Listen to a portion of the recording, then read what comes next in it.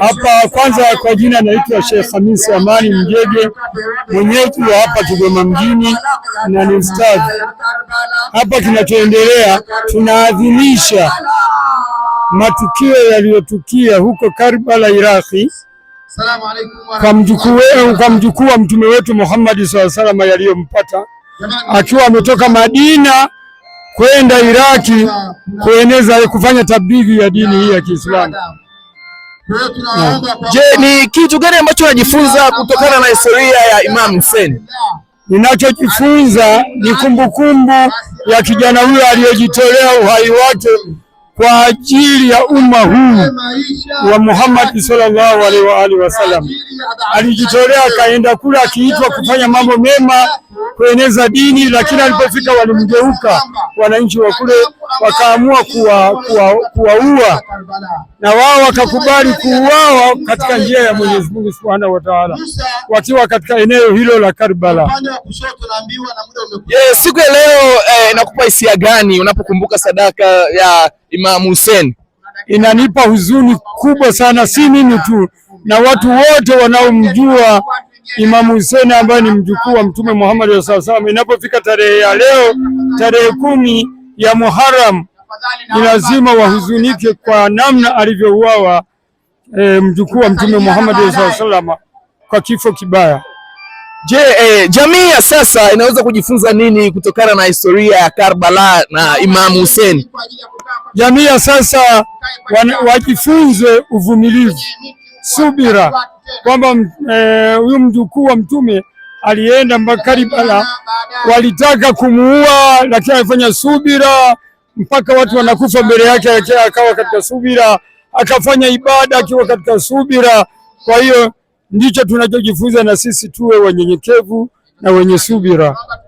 Na asante sana mzee, nakushukuru. Asante sana, nashukuru sana. Na mpendwa mtazamaji wa Yote TV, pia tuko na mtu mwingine hapa, anakwenda kujitambulisha kwa majina. Shikamoo.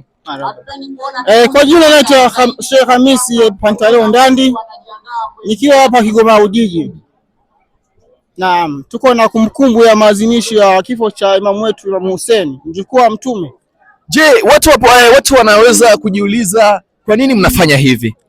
Tunafanya hivi kama kumbukumbu na kuwakumbusha watu wa zama hizi, maana ni matukio yaliyotokea miaka iliyopita mingi. Kwa hiyo ni mambo ya kihistoria. Kuna ambao wanazaliwa hivi sasa hawezi kujua kinachoendelea, kwa hiyo tunaonyesha kwa vitendo. Najua pia mnajitolea na kuwatolea watu wasiojiweza na kuwasaidia. Je, ni kitu gani ambacho mnajisikia furaha mnapotoa misaada kwa watu? Kwa kweli najisikia furaha, kwanza inakuwa ni moja ya kusaidia jamii, na vile dini yetu imeelezea hivyo jinsi gani ya kuweza kusaidia jamii watu na mbalimbali.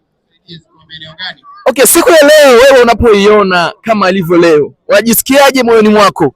Kwa kweli mimi najisikia huzuni kwa matukio yaliyotokea kwenye ardhi ya Karbala kwa kuoa mjukuu wa mtume. Najisikia huzuni sana, ndio maana nafanya kumbukumbu kwa ajili ya kuwakumbusha na ambao wasioelewa waelewe tukio lilotokea kama tarehe ya leo, tarehe 10 Ashura. Okay, sasa kwa vijana wa sasa, kizazi chetu hiki, ujumbe wako ni nini kwa vijana na historia ya Karbala? Ujumbe wangu ni kwamba vijana nawahimiza tu wajitahidi, wasome, wajue historia ya dini ya Kiislamu na historia ya dini zingine, ila hasa dini ya Kiislamu watambue Uislamu wao, maana sasa hivi imekuwa na propaganda nyingi sasa kupotosha historia iliyo sahihi ya Uislamu, ambapo kuna historia zingine ambazo si sahihi. Ujumbe mfupi pia kwa vijana na wamama ambao wanatamani kesho watoto wao waje kufanya kitu kama na hiki, tena kwa usahihi zaidi bila kukosea historia. Ni kwamba ina maana akishasoma historia yao watakuwa na usahihi, kujua historia sahihi. Ujumbe ni kwamba waendelee kuwa na imani na kumcha Mwenyezi Mungu na kuwa na msimamo, wanapoona dhuluma wasikubali.